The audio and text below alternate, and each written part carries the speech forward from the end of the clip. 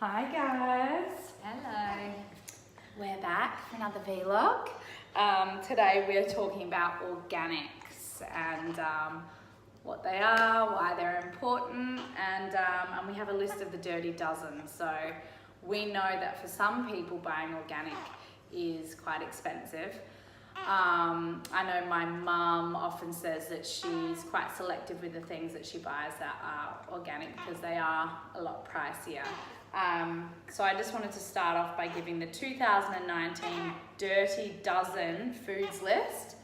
So if you are going to go organic, these are the ones that you should focus on. Alright, so number one, which is usually always number one on the Dirty Dozen list, are strawberries. So they have been found to have the most pesticides on them. So strawberries, followed by spinach, kale, nectarines, apples, grapes, peaches, cherries, pears, tomatoes, celery and potatoes. So I think the general rule about that and what you can see is that anything with a thin skin, that absorbs pesticides and that into the fruit are the ones to avoid. Whereas if you see something with thicker skin like bananas, watermelon, Avocado's fine, those sorts of things, if you're trying to be selective about what you have as organic or not, that's a good rule. And it's interesting, the strawberries are number one because I guess they're so porous. So the surface area is greater, and that's right. Blueberries and that. My kids love strawberries too. They're, Boris, it's probably his favourite thing. So we always make sure we get organic. Typically most supermarkets these days have an organic section. I know some of the supermarkets that I wouldn't expect to have organic are now starting to branch out and have these specific organic sections as more and more studies come out that show just how important it is to focus on what we are putting into our bodies. And we certainly don't want to be putting anything carcinogenic or yucky or bad for our health, bad for our children. So it is important to make those decisions. And we also know that not everyone has a bunch of money to burn and they can just constantly buy organic groceries. I know for me personally, in Los Angeles, there's a particular supermarket that the entire supermarket is purely only organic. That's nice. It's great, although it's very expensive. We'll do one shop there and it's, we get through it in a week and it's way over budget. But a good way, like if you haven't been able to get any organic produce, a great way to make sure it has a thorough clean is to soak it in apple cider vinegar. Yeah, and then even give it a little scrub with an old toothbrush or a nail brush, but if you just keep it soaked there, it kills a lot of pesticides.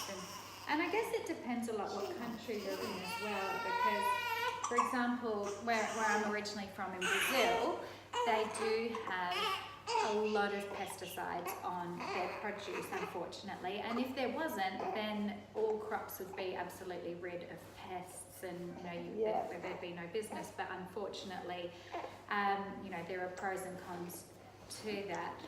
And then a topic as well, which is not as relevant to you guys that are a vegan family, but we often make sure that our meats are organic as well, as much as possible, if not free range. And absolutely. So that's it. Like that dirty dozen of fruit and vegetables, plus your meats and eggs. You just want to know where your food's coming from, I think. It is great to be informed. And when I was eating seafood, I haven't eaten meat since I was probably a teenager, but I was eating seafood up until a couple of years ago. I really loved going to the farm to table restaurants, and it was guaranteed that everything was biodegradable, it was sustainable, that animals were living a happy life, it was free range, the farmers really cared about their animals. So there are choices that you can make for your family, for your bodies, but also great choices for the environment. If you just come at it from an informed place, research into the restaurants that you want to go to and eat at, research into the places where you're getting your meat from, I think it's really, really important, and not a lot of people do it. I'm still having my mum, I've been trying to teach her for the last 5 years or so, to look on the back of packaging of our food labels and see what's on the back of it and what's been stuffed in it, and if there's any fillers, and because people want to make money and they want to cut corners.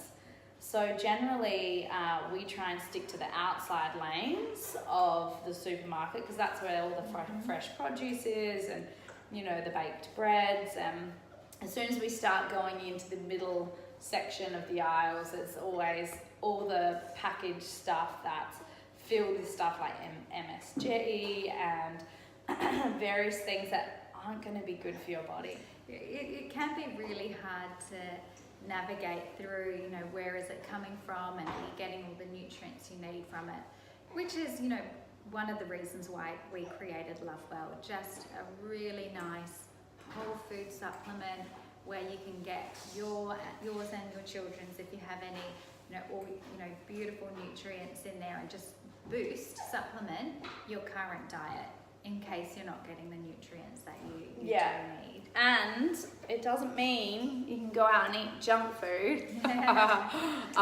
which is funny, because when we were talking about making it, we often go to like lots of like the vegan burger joints, and I was like, oh, this will be great. I'll be able to have my Lovewell in the morning and I don't have to have another vegetable for the rest of the day.